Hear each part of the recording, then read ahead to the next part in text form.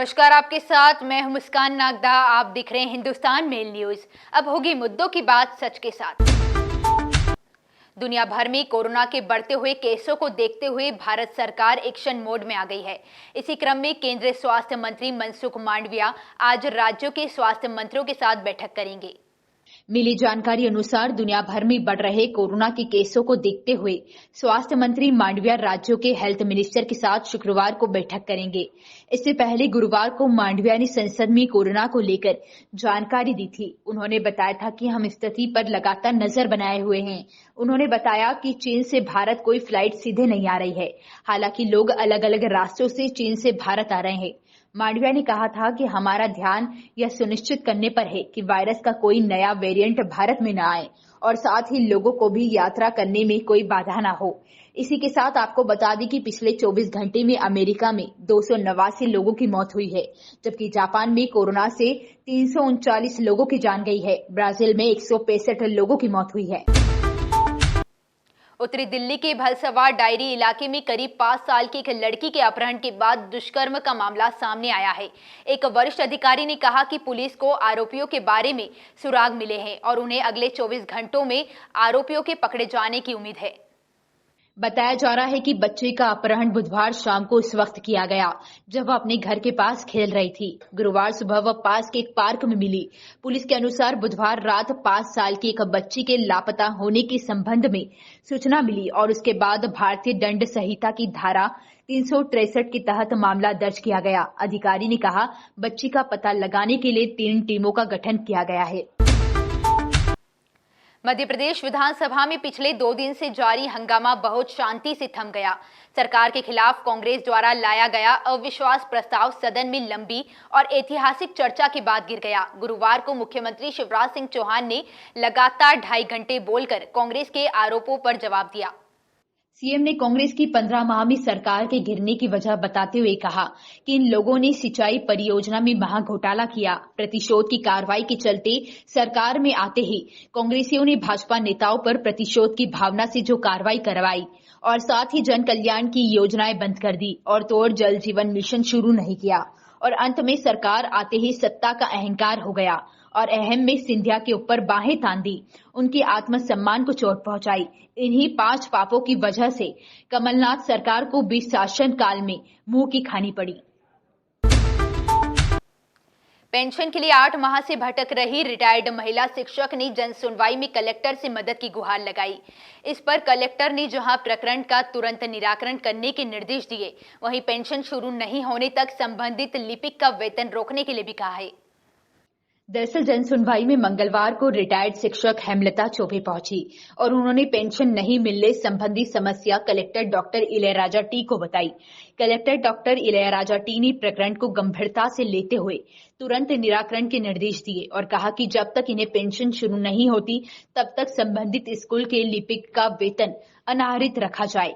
प्रकरण संबंधी सभी दस्तावेज और अभी तक की गई कार्रवाई के साथ संबंधित प्राचार्य और लिपिक को कलेक्टर के समक्ष उपस्थित होने का भी निर्देश दिए गए हैं।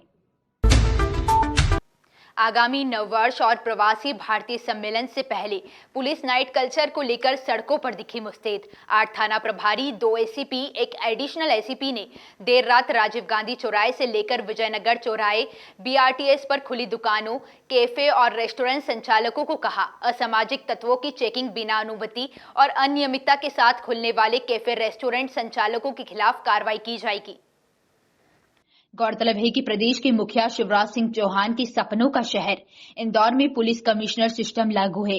वहीं दूसरी ओर नाइट कल्चर को लेकर खुलने वाले रेस्टोरेंट कैफे में आए दिन कई तरह की वीडियो वायरल हो रही है। इसको लेकर पुलिस कमिश्नर हरिनारायण चौरी मिश्र ने आला अधिकारियों की बैठक लेकर प्रांतीय पेट्रोलिंग गश्त बढ़ाने के निर्देश दिए, जहां 4 थाना प्रभारियों के अलावा अन्य 4 थाना प्रभारी और रात्रि में गश्त करेंगे।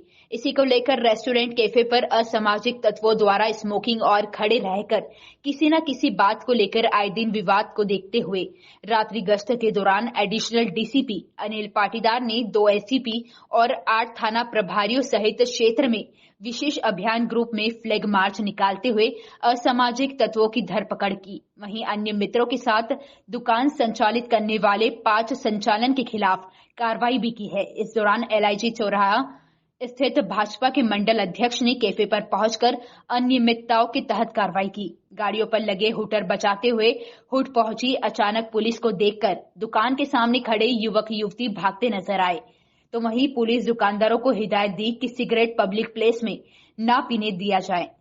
ये अभी हमने सारे रोड पे जो BRTS रोड पे दुकानें खुली रहती है, जो निर्धारित मापदंडों के कैमरे नहीं लगाने के कारण अनियमितताएं मिली है, उस पर हम 188 की कार्रवाइयां करा रहे हैं। स्मोकिंग जोन बनना चाहिए या अन्यथा सिगरेट वहां पे नहीं पिएगा शॉप के सामने। इसमें हमने 2 लोगों पे अभी कार्रवाई की है जो शॉप से सिगरेट पीते हुए मिले। मध्य प्रदेश के इंदौर में अपनी निजी दौरे पर पहुंचे फिल्म कलाकार सोनू सूद द्वारा हिंदुस्तान मेल से खास चर्चा में विदेश में बढ़ते कोरोना महामारी को लेकर उन्होंने कहा, मेरा हेल्पलाइन नंबर वही है, अगर आवश्यकता पड़ी तो फिर से लोगों की मदद की जाएगी। दरअसल इंदौर शहर में जहां एक और प्रवासी भारतीय सम्मेलन की तैयारियां की जा रही है, तो वहीं अपने निजी दौरे पर पहुंची फिल्म कलाकार सोनू सूद ने मीडिया से चर्चा के दौरान कहा कि मैं बचपन से ही इस शहर से जुड़ा हुआ हूं। काफी सुंदर और स्वस्थ शहर है। अभी उज्जैन में महाकाल के दर्शन करने के बाद फिर इंदौर पहुंचूंगा। इसी के साथ चीन सहित अन्य देशों में बढ़ते कोरोना महामारी को लेकर उन्होंने कहा कि मेरा हेल्पलाइन नंबर वही है, आवश्यकता पड़ी तो फिर से लोगों की मदद की जाएगी और उस नंबर को फिर से शुरू किया जाएगा। हमेशा अच्छा ही लगता है इंदौर में आना, तो वापस बचपन से ही आता रहा हूँ, वापस घर पे आए हैं आज। हाँ, स्वच्छता का इंदौर है, आप क्या कहना चाहेंगे? ब्यूटीफुल सिटी, पहले भी खूबसूरत था, अभी और खूबसूरत बना दिया आप लोगों ने। सर, कोरोना फिर से एक बार दर्द निकल जाने वापस आया, आप किस तरह की मदद के लिए वापस सामने आएंगे सर? चलो सॉरी, कोरोना फिर से एक बार पीक पकड़ रहा है चीन, भारत, विदेशियों में, क्या कहना चाहेंगे आप? सर नंबर अभी भी वही है, कभी भी फोन कीजिए। कोई नहीं बच्चे, आराम से। मिली जानकारी अनुसार अभी तक तो मध्य प्रदेश में मौसम ज्यादा परिवर्तनशील नहीं है। ठंडक भी उम्मीदों के अनुरूप नहीं है। तापमान में उतार चढ़ाव जारी है। उत्तर से आ रही हवाएं मौसम में सर्दी बढ़ा रही है, लेकिन बताया जा रहा है कि 2 दिन बाद तापमान में गिरावट दर्ज की जा सकती है। 25 दिसंबर को एक तीव्र आवृत्ति वाले पश्चिम विक्षोभ में उत्तर भारत में प्रवेश करने की संभावना है।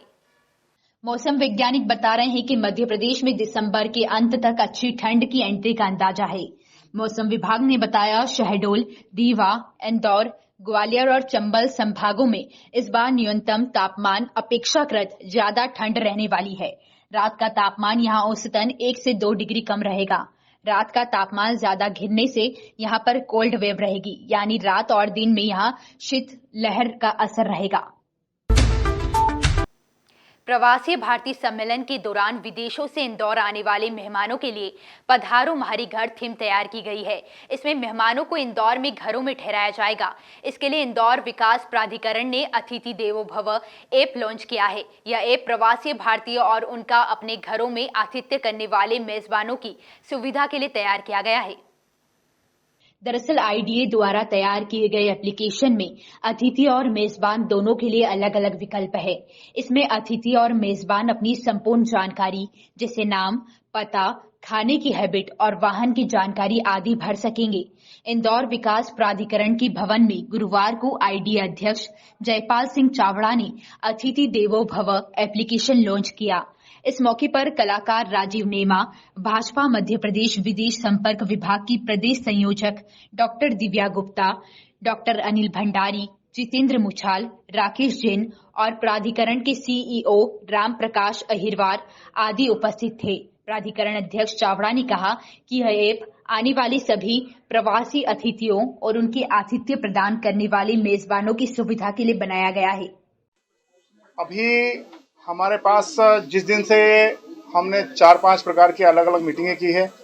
शुरुआत में नगर के विशिष्ट जनों को बुला करके जब ये आह्वान किया तो उन्होंने कहा कि हम समाज वाइज कुछ लोगों के साथ बैठना चाहते हैं। अनेक समाजों के साथ हमारी मीटिंग हुई, उसमें हमने आग्रहपूर्वक ये निवेदन किया है कि जिस प्रकार की प्रतिष्ठा इंदौर शहर की है, हमारे देश की है, प्रदेश की है, उस प्रतिष्ठा के अनुरूप उनको आतिथ्य मिलना चाहिए।